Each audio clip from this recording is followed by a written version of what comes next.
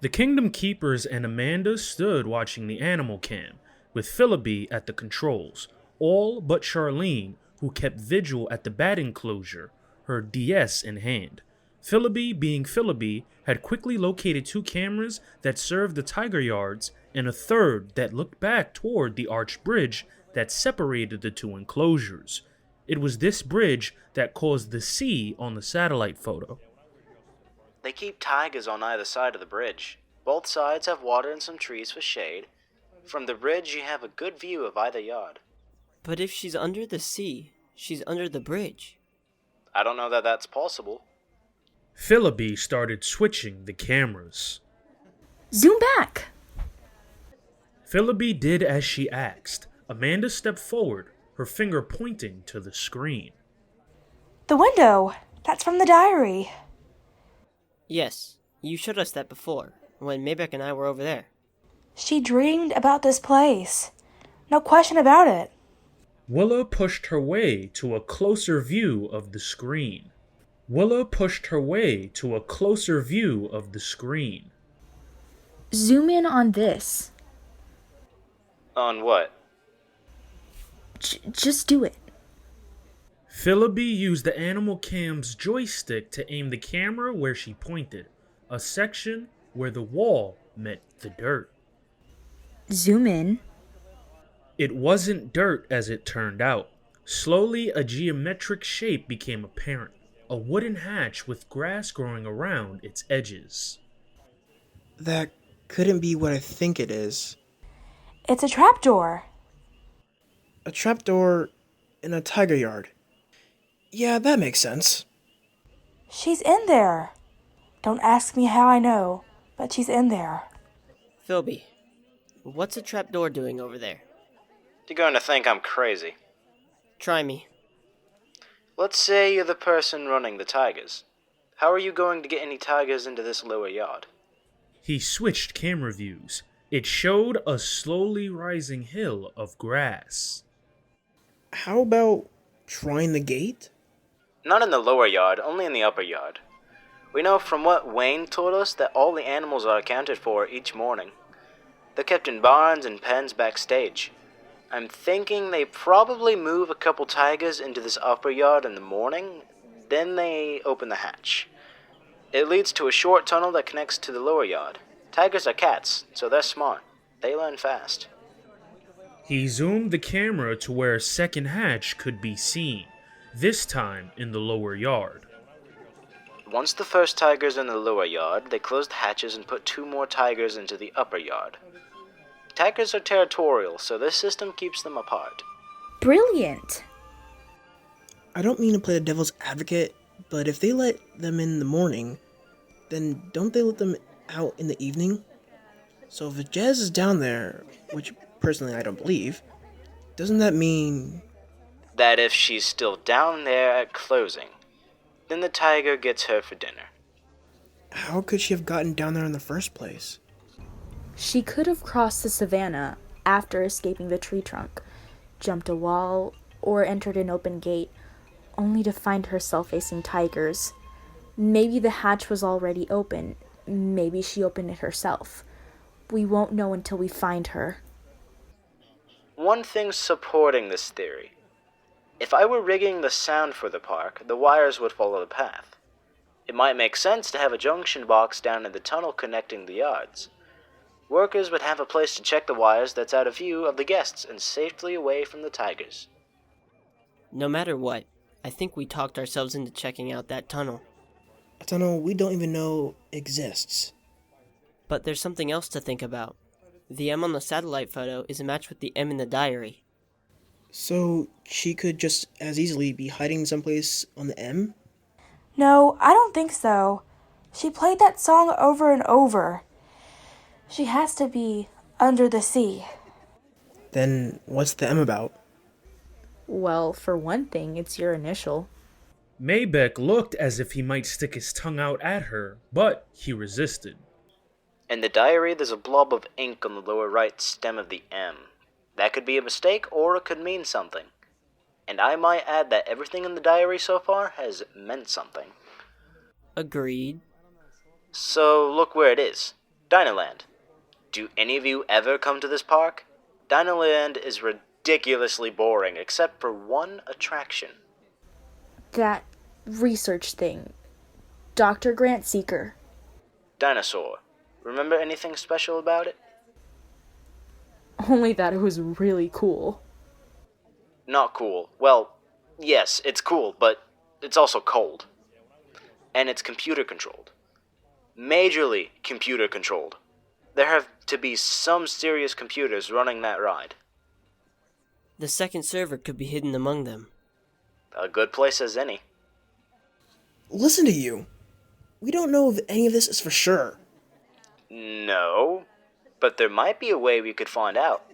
If I can get back on VMK and Wayne gets me into the control center, I may be able to track network bandwidth usage. Speak English. Think about it. If we go after Jess, how's Maleficent going to come after us? With birds. And monkeys. And lions. And DHIs of all of the above. The more DHIs she uses, the more bandwidth usage on the network. What I'm saying is this. We want her to come after us with everything she's got, because when she does, I can probably locate the second server. And if I do, then maybe I can cut it off the network. That would take all the DHIs of animals out of the equation. So we split up. Maybeck, Willa, and Philby will team up to take out the second server, destroy it if possible. Charlene, Amanda, and I will get inside the tiger yard and get into that hatch. Oh yeah, like that's gonna happen. Philby said that the tunnel makes sense for maintenance. If that's the case, do you think the maintenance workers go through the tiger yards every time there's a problem? I don't think so. There's going to be another entrance, a hatch, a manhole, something. Probably hidden in the jungle, something that Jess can't get to or isn't strong enough to move. Philby can check it out when he gets to VMK. There must be a way to open the hatches in order to move the tigers. Philby can look for that, and we'll be in position, ready to move. Everyone will stay alert for those. Alert? I'm half asleep on my feet. No sleeping! Will and I messed up things by getting caught. We're both sorry and appreciate everything you did for us. But the park is closing soon, 6 o'clock. And that means the animals will all be moved backstage, including the tigers. If there is a tunnel between tiger yards and Jess is down there... Then she becomes Kitty Chow. Charlene insisted that she could slip over the wall of the upper tiger yard with no one the wiser. He, Amanda, and Charlene were assembled along the edge of the jungle trek, very near the tiger yards. I don't think so. I can stay close to the wall, like I did at the bat enclosure. No one will see me, and that includes the tigers. Tigers are fast. Very fast. And they can jump, let's not forget. Tiger bait? Your plan is to use us as tiger bait? But also lazy. I'll be on the opposite wall. If the tiger moves or shows any interest, you can warn me. I can vault the wall in a nanosecond. It's not as if it's gonna get me. No, probably not.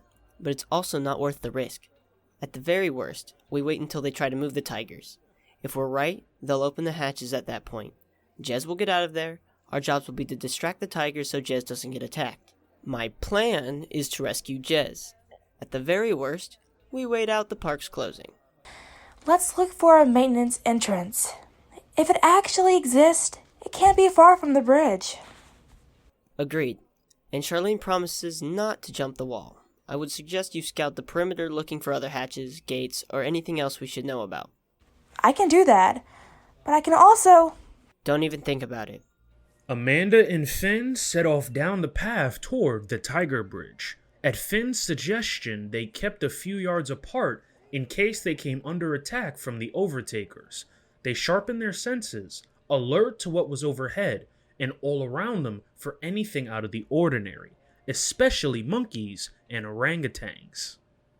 They scouted both tiger yards from an old Indian temple made of stone and plaster, which was at the top of the Tiger Bridge. Amanda stared out the window that matched what Jez had sketched in the diary. An enormous tiger was stretched out in the shade about 20 feet below and across the yard. She couldn't see the trapdoor from where she stood, but could place it just to her left in her mind's eye.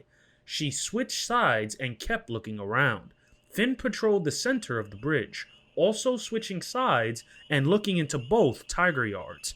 He'd hoped to see a manhole cover in the path, some indication of maintenance access, but there was none. I think I have something. She faced some plants in a beautiful section of the wall, where 4 large stone panels had been carved, each depicting a unique scene. Finn recalled these from having seen them earlier, and he said so. I don't think we should be seen staring, so I'm going to turn my back, but check out the second panel. The owl, and the elephant with the headdress. Both of which she sketched in her diary. It's a secret panel, the access to the tunnel. We don't know that.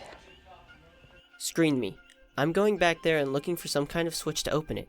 The way it's on the corner, it's perfect for maintenance, because you're hidden to start with. No one's going to see me, but just to make sure. I've got you covered. Finn slipped into the vegetation and stepped into shadow. The ground here was disturbed, and he noticed several large shoe prints in the mud, convincing him all the more that they were right about this. He ran his hand along the edge of one of the large stone panels, hoping to find some kind of trigger. Nothing. He tapped on it lightly. It sounded hollow. This has got to be it, but I can't find anything to open it. Try the owl. Of course, he thought. He stretched to reach the owl, opened his hand, and pushed. The tile with the owl moved. The panel clipped and popped open an inch. Finn shredded his fingers behind it and pulled. It was incredibly heavy. I've got it. But behind the panel, he saw a metal gate, and the gate was padlocked. This helped explain why, if Jess found this entrance, she'd be unable to get out. He didn't hesitate for a moment. Understanding the risk he took, Finn flushed all thought from his mind. He was neither anxious nor excited, neither angry nor tired, nor hungry. He felt the now familiar tingling in his arms and legs, witnessed a slight glow on the back of the stone panel that hung open. He had crossed over. He stepped through the wrought iron gate, his glow illuminating a dank stone stairway that spiraled down to his left. He turned around. His DHI already faded as fear crept into him. Fear of the dark, fear of the unknown. He was himself again. He reached through the gate and grabbed the heavy iron handle on the inside of the panel. He pulled with all his strength, and the massive stone door clicked shut. He acted a little too hastily. It was pitch dark. He couldn't see a thing. Finn felt his way down the damp stones as the stairs beneath him fell away in a spiral to his left. It smelled at once of dust and mold, like his grandparents' basement. He counted the stairs as he went, 10, 11, 12, before they leveled off. He walked on the flat now, straight ahead, his left hand skimming a rock wall, the occasional cobweb tangling his fingers and making him jump. Finn didn't like spiders. The sound of running shoes scraping the concrete changed. He could feel he was in a more open area. His vision, which had showed him nothing but sparks and curlicues, improved to where he could make out a haze both to his left and his right. It was hung in the air like a gray mist, and now slowly forming a lump, an interruption in the mist, an imperfection in the horseshoe-shaped glow that continued to define itself. Jess? The lump moved. He thought it might have turned in his direction. He called her name again, this time a little more loudly. If you're a dream, just go away. It's Finn. He took toward her, his hand still guiding him along the wall. Why can't I wake up? Finn felt good. His heart swelled in his chest. It was not simply the pride of success, of beating the odds and finally finding her. It went beyond that, to something more. He felt an importance in being here, a significance. He was saving Jess. He was doing something that really mattered, not just studied or wasting time on his computer. It gave him meaning to all the effort they had gone to, all the risks they had taken. And then the tunnel filled with a colorful glow, like a light warming up. And it was a light warming up. His light, his DHI. It filled his end of the tunnel, and what had been a lump of darkness transformed into Jezebel. She stood up from her slumped position, looking almost angelic, and came toward him slowly, as if she were floating. He couldn't sustain his DHI, and it vanished. He pulled out a BlackBerry, using the glowing screen as a flashlight. He thought of her of having jet black hair and bone-white, almost translucent skin. Intriguing eyes. That had been how she'd looked when he'd first met her on the sports complex soccer field, what seemed like years earlier. In fact, it had only been a matter of months, but Jess had made a radical transformation when Maleficent's spell had been lifted. Her hair was now a shocking blonde, almost white. Her thin lips shined luminously red. She came into his arms like a young child hugging a parent, and then let go. In the BlackBerry's weird light, they both looked vaguely blue. I didn't think. I hoped and even prayed, though I'm not very good at praying. I wired the iPod, but couldn't be sure. Amanda found a page in your diary. We followed your sketches. I don't even remember what I drew. Dreams. Amanda said it's what you dreamed. Nightmares is more like it. I've had them here as well. Down here in the dark. She explained the ordeal she'd been through. It was much as the Kingdom Keepers had come to suspect. Her detention on the savannah, her escape, which turned on a mistake made by one of the monkeys, her flight across the savannah and over a wall that turned out to be the tiger yard, the early morning release of the big cats, and finding herself following one down a wooden hatch and into the tunnel while being stalked by another left behind in the upper yard. The hatches both closed at the same time, and I was trapped. At first, I realized how lucky I was, because the Overtakers would never think to look in such a place. But then, as time went on, it occurred to me that no one would look down here. That I was not just hidden, I was trapped. And that's when I realized that a dream I'd had of a landscape, but from above, like from a plane, made all the more sense. I was in the tunnel, under the sea in the photo. It was a satellite photo. One of your sketches led us to it. And that's when I realized the song on my iPod might help you find me. I used my earbud wire to connect to the box. I couldn't be sure it would work, but it probably should. And maybe you'd hear it, if you were even here in the park. And so I decided to save the battery and only play the song every few hours. It still has some power, though not much, I'm afraid. We need to get out of here. Amanda and Charlene are up there waiting for us. Philby's on VMK with Wayne. But VMK closed. Wayne fixed that. The two of them are monitoring network traffic and also trying to see if they can control the hatches in the tiger yards. Finn had nearly forgotten about the DS. He checked that it was turned on, no signal. He tried the BlackBerry, no bars, no signal. To get down here, I had to cross over to get through the maintenance gate. You can't turn yourself into a DHI the way I can. You can't cross over to get back out. We're kind of stuck down here. You can still get out. That's not gonna happen. I'm not leaving without you. You don't happen to have a hamburger and fries in your back pocket, do you? I'm going to try the DS again, closer to the hatches. I'll take that as a no. She disconnected the iPod and carried it in front of her as a very dim flashlight. Finn did the same with the BlackBerry. The tunnel's floor was concrete, its walls stone. The tunnel was longer than Finn expected. Nearing the far end, the end leading into the upper tiger yard, the tunnel floor began to rise, forming a ramp. The space became lower and tighter, ending in a box of concrete 3 feet square, a space Finn could just tuck himself into. It's the exact same on the other end. Have you tried opening it? What if the two of us pushed? It's not that it's heavy, it's latched shut. Tigers are much stronger than either of us. I'm sure it's constructed to stop a curious tiger from opening it. Why do you keep checking your watch? It's only been a few minutes later than when you first looked.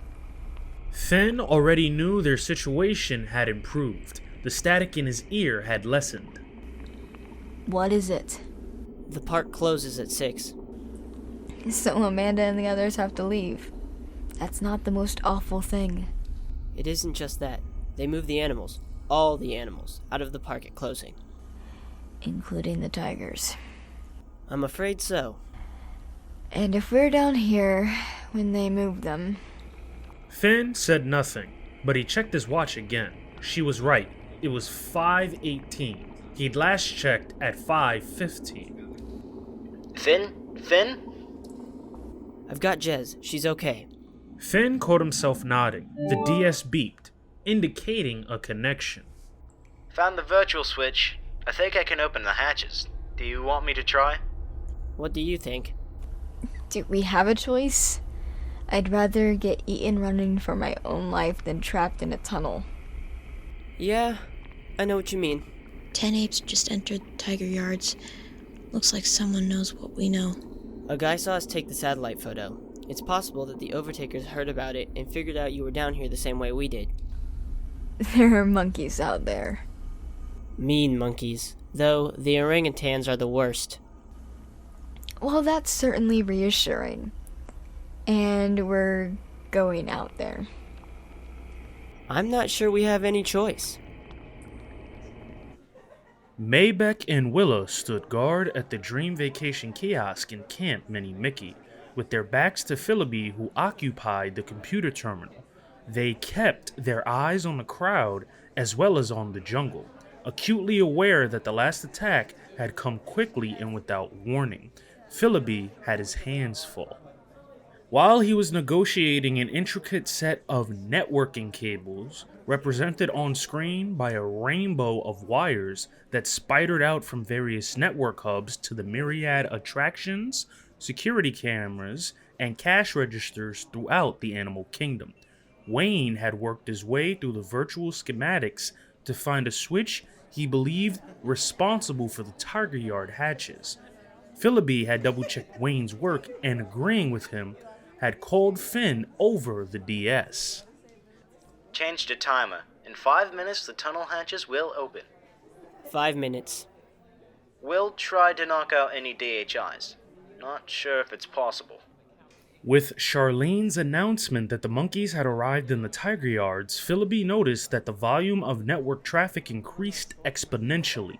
Data flowed along the colorful cables, not in the data streams, but in data rivers. Philby worked the cursor to move his avatar along the virtual catwalks that carried the network cables like colorful hoses. Screen by screen, he followed the increase in color that signaled a rise in data flow. Blue indicated outbound data from various servers placed throughout the park, while red signified data returning. Checking sums used to tell the server data had reached its intended destination. Like data over the internet, it moved in pulses or parcels, which, when combined, added up to a whole message or image. With the jump in data traffic, the blue lines pulsed sky blue, and the red lines turned fire engine red. The pulses got faster and the bursts brighter, until all at once a good number of lines turned into a shimmering purple, a combination of the red and blue. The data moving in such quantity and at such speeds that the two colors became a third. These were the lines that interested Philby, for as a life-size graphic images, holograms consisted of phenomenal amounts of data. His avatar hurried, staying with the same purple data line throughout a dozen of screens, making sure he never confused one purple line for another. By simply rolling the cursor over the purple line, a corresponding number appeared, like an ID tag. He followed number 518912. The data was passed from one network hub to another, the largest and most complicated being a hub marked Discovery Island Hub. From here, the purple lines traveled southeast across a bridge. Just before the bridge, a network line led to its structure marked Flame Tree Barbecue. Philby's avatar reached the far side of the bridge and turned to follow the purple cables, as Wayne's white-haired avatar popped up from below the bridge. Wayne's avatar held two silver swords cradled in his arms. Here, one is for you. I fear we may meet resistance. And remember, although only a virtual world, if your avatar is captured or killed, it's game over. I won't be able to reconstruct you and reinsert you into VMK for at least an hour or two. I fear by then it will be too late. If you try to accomplish your mission, you must stay in the game. A sword? It's all I could find on short notice. How many of them? No idea. Maybe none. But the closer we get to destroying them, the bigger the fight they will put up. They know you were in VMK earlier. I assume they've adjusted their defenses accordingly. Philby took hold of the small sword. It looked like a silver toothpick, and swung it back and forth. It took him a moment to get the hang of it. Then Wayne stepped in front of him and the two sparred. Wayne handling the weapon with surprisingly aplomb. In fact, the more aggressive Philby got with the sword, the more effortless Wayne's motions.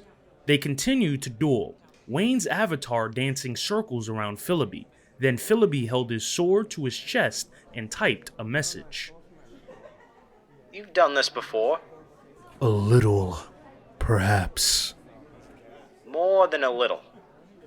There was a time, a long time ago, when the Overtakers challenged the kingdom. This is why Uncle Walt left the Stonecutter's quill in the first place. I was a member of the team sent to repel the Overtakers. The Stonecutter's quill had been central to the Kingdom Keeper's first attempt to defeat the Overtakers. Philby found it interesting, important even, to hear the history. He told himself to remember everything so he could tell the others. Sent? Disney World was just being built at the time. The real power of the kingdom lay in Disneyland, as it does to this day. What kind of power? It needn't concern you now. But it does. Patience, my young friend. If the battle ever returns home, believe me, the Kingdom Keepers will be part of it.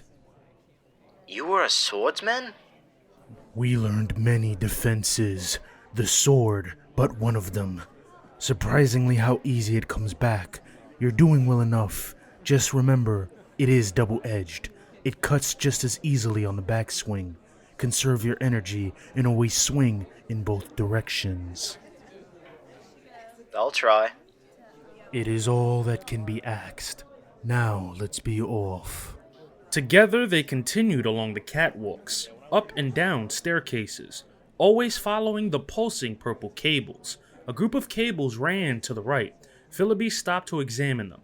None was purple. Others continued straight ahead. We're in Dino Land. Those are restaurants to our right, the rides to our left. Fossil Fun Games, Primeval Whirl, and Triceratops Spin. 6 cables continued straight ahead, 4 of them pulsing a rich purple. What had left the Discovery Island hub as hundreds of data cables had just been reduced to a few, the majority of which were purple, indicating a large amount of data transfer. The cables were nearing the source of that data, the second server. Philby was scared. For Finn, the key was to defeat the second server, to eliminate the DHIs Maleficent was using to create her army. Who knew how many monkeys, birds, or tigers were real? The only way to absolutely know was to shut down the second server for good. And now that task fell to him, and an old man with toothpick swords. If they were going to encounter resistance, it was going to be soon. He didn't need to ask Wayne where those cables led. There was only a single attraction at the bottom of Dino Land, USA. Philby, the boy, not the avatar, briefly released the VMK controls. He turned around and found Maybeck's face in the crowd. Then he turned back to the screen to see that he was too late. Wayne was under attack. 2 minutes. Finn counted down the seconds on his watch. He heard his mouth speak before he meant to say anything. The first time I saw you, I was scared of you. The two were huddled close together just below the hatch in the upper tiger yard. Me? Your long hair, the way you looked at me. I was under Maleficent's spell. And I was under yours, Finn thought. Yeah, the thing is, as it turned out, there's nothing to be afraid of. Are you trying to tell me something? Their faces were about a foot apart. Only a bit of light seeped in from around the edges of the hatch, emitting a dull glow. He saw the shape of her head, nothing more. Fear is a weird thing. It can totally take over, or you can push it away, and suddenly it's gone. That's how I'm able to be a DHI. I remove all thought, all fear, and suddenly, I cross over. It's going to be scary out there. She suddenly understood what Finn was trying to say. Yeah, I think so. Why can't boys just say what they actually want to say? If you were Amanda, you would have just said, "Heads up, girl, it's gonna be freaky out there." Heads up, girl. Ha ha. I will try to leave the hatch as my DHI. If Charlene's inside the tiger yard, she will be near the wall. Have you ever been to a rodeo? Are you serious? In a rodeo, the clown's job is to distract the bull, to draw the bull's attention away from the bull rider to give the rider enough time to get over the fence, out of danger. Think of Charlene and me as the clowns. You're the rider. They're coming after me. They'll come after all of us, but they can only hurt you. They don't know that, so that's to our advantage. It's not much. No, but it's all we've got. If Charlene has jumped the wall, then she'll know the way out. You must follow Charlene. No matter what happens to me, no matter what you see, ignore it. Stay with Charlene. I don't exactly like the sound of this. I'm just saying. Finn, if you're trying to impress me, I already have a boyfriend. Yeah, Rob. He saw her cock her head to the side in curiosity. Change, Rob? It was in your diary. Amanda told us Rob was your boyfriend. It took us forever to realize why you'd written that. And why had I written that?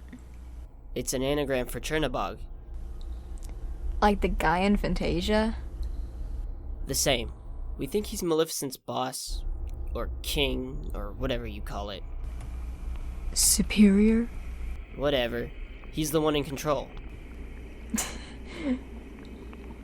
I think... Oh my gosh. What? I think I had a daydream while I was down here in the dark. King of the Mountain, I'd call him. Big, and ugly, and really hairy. He was trying to kill me. Me and Amanda. He had this club in his hand. No. She gasped. For the first time in the dull light, he could see her face clearly. Her eyes were squinted closed. What? It wasn't a club. It wasn't a club in his hand. It was you, Finn. He had you by the legs and was swinging you like a club.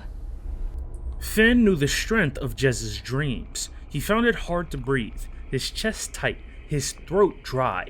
Fear. He had to push it away. He had to find a sense of calm. He needed to cross over to his DHI, because at that moment, the hatch above their heads began to squeak and groan. Light flooded in and blinded them. The hatch was coming open.